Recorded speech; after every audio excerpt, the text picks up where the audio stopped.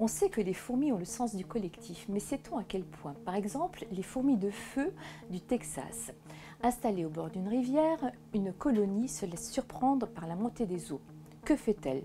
Pas question pour les ouvrières de partir chacune de son côté. Non, elles se rassemblent par centaines de milliers, elles s'accrochent par leurs mandibules, par leurs pattes, elles forment un radeau vivant et sur ce radeau, elles déposent leurs reines bien à l'abri. Voici un exemple des incroyables capacités des animaux présentés dans ce hors-série, de ce génie dont les a dotés l'évolution. Ils sont inventifs, ils innovent, ils transmettent leur culture parfois même dans des écoles comme les suricates. Ils sont dotés d'une incroyable mémoire comme les seiches. Les animaux sont aussi capables d'empathie, telle cette matrone singe qui se transforme en sage-femme pour aider une jeune femelle à accoucher. Une empathie qui va jusqu'au rituel de deuil. Et en la matière, les observations se multiplient, émouvantes.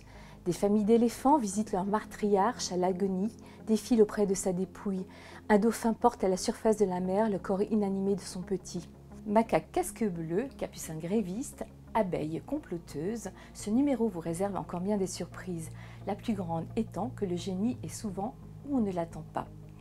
Après avoir lu ce hors-série, vous ne pourrez plus jamais dire de quelqu'un qu'il a une cervelle d'oiseau ou bien une mémoire de poisson rouge.